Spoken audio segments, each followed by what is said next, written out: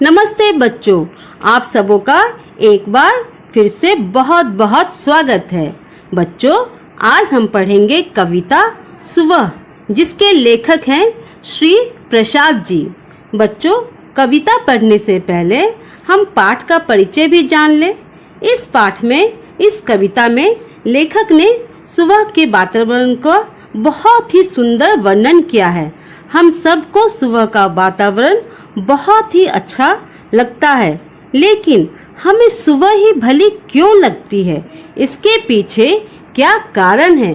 तो आओ पढ़ते हैं और समझते हैं कविता सुबह, जिसमें लेखक ने बड़े ही सुंदर शब्दों में सुबह का वर्णन किया है। तो आओ शुरू करते हैं। सूरज की किरणें आती हैं, सारी कलियां खिल जाती हैं, अंधकार सब खो जाता है, सब जग सुंदर हो जाता है। लेखक कहते हैं, जब सूरज की किरणें, पहली किरणें धरती पर आती है तो सारी बंद पड़ी कलियां अपने आप खिल जाती हैं। अगर आप सुबह उठेंगे और देखेंगे तो सचमुच में देखेंगे कि जो कलियां रात को बंद थी वह सुबह सुबह खिल जाती है। अंधकार सब खो जाता है, सब जग सुंदर हो जाता है। जो रात छाई हुई थी सारी दुनिया में, सारे धरती पर, वो अंधकार कहीं चला जाता है और सारी दुनिया सुंदर हो जाती है, सारा जग सुंदर हो जाता है। चिड़िया गाती हैं मिलजुल कर, बहते हैं उनके मीठे स्वर, ठंडी ठंडी हवा सुहानी चलती है जैसे मस्तानी।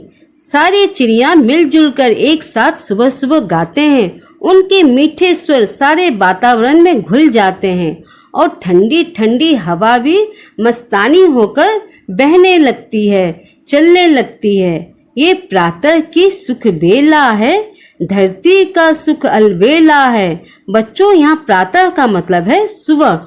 यह जो सुबह का सुख है वह बहुत ही सुंदर है। धरती का सुख अलबेला है। इस सुबह का सुख या धरती की सुंदरता सुबह के समय सचमुच में अलबेला है। नई ताजगी, नई कहानी, नया जोश पाते हैं प्राणी। सुबह सुबह मनुष्य नई ताजगी, नए जोश के साथ नई कहानी कहने को, यानी नए काम करने को तैयार रहते हैं। उन्हें नया जोश मिलता है, ताजगी आती है, फुर्ती आती है सुबह के मौसम में। खो देते हैं आलस सारा और काम लगता है प्यारा। मनुष्य, सभी जीव जंतु, सभी प्राणी सुबह सुबह अपने आलस को भुलाकर अपने काम में लग जाते हैं, अपना नया काम करने को तैयार रहते हैं। पर बच्चों, यहाँ एक बात देखो, सुबह भली लगती है उनको, सुबह भली लगती है उनको, मेहनत प्यारी लगती जिनको। पर बच्चों, इन दो पंक्तियों में देखो, लेखक कहते हैं कि सुबह का मौसम सभी को भली नहीं लगती है। किनको प्यारी लगती है? जो मेहनत करना जानते हैं। मेहनत प्यारी लगती जिनको, जो मनुष्य मेहनत करने से नहीं डरते हैं, उनको ये सुबह का मौसम बहुत प्यारा लगता है। कुछ आलसी लोग जो होते हैं वो बहुत देर तक सोए भी रहते हैं, पर जो मेहनती हैं, जो जीवन में आगे बढ़ना जानते हैं, वो सुबह सुबह उठकर नई ताजगी, नई जोश के साथ मेहनत करने लग जाते हैं। मेहनत सबसे अच्छा गुण है, आलस बहुत बड़ा दुर्गुण है। लेखक फिर हमें यह समझाते हैं कि मनुष्य का सबसे अच्छा गुण है मेहनत और सबसे बड़ा दुर्गुण है आलस। यहाँ बच्चों, दो विलोम शब्द भी हमें देखने को मिलते हैं। मेहनत का विलोम शब्द आलस और गुण का विलोम शब्द दुर्गुण। लेखक कहते हैं, अगर जिस मनुष्य में मेहनत करने का गुण हो, जो मेहनती हो, उस इंसान को आगे बढ़ने से कोई नहीं रोक सकता। वह इंसान अपनी मंजिल को मेहनत के बल पर पा लेगा। इसके ठीक विपरीत जो मनुष्य आलसी होते हैं, वे जीवन में सब कुछ अपना खो देते हैं।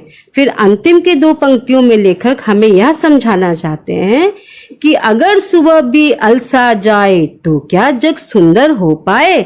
हमसे सवाल पूछते हैं लेखक कि अगर हम मनुष्यों की तरह अगर कभी सुबह का मौसम भी, अगर सूरज भी सुबह अपने ठीक समय पर ना उदय हो, ना आए धरती पर, उनकी किरणें धरती पर ना पड़े, वो भी आलसी हो जाए और कहें आज मैं धरती पर नहीं जाऊंगा, तो क्या यह जग इतनी सुंदर हो पाएगी?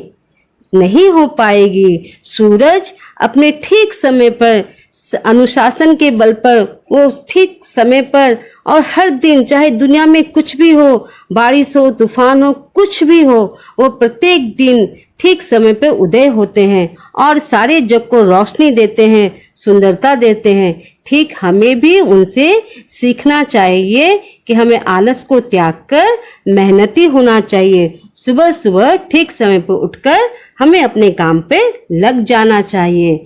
तो बच्चों, मुझे आशा है कि आप इस कविता के माध्यम से सीखे होंगे कि मेहनत कितनी जरूरी है और हमें आलस को छोड़ना होगा, त्याग करना होगा, मेहनत को अपनाना होगा।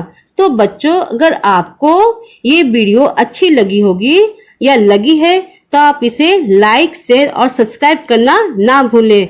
मैं मिलती हूँ आपसे दूसरे वीडियो में, तब तक के लिए हंसते रहिए। नमस्ते।